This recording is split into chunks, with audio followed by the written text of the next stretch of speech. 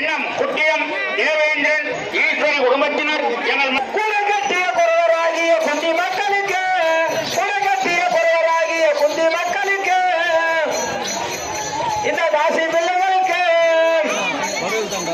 மாணவாளிகள் கூடவே படி தருவேன்.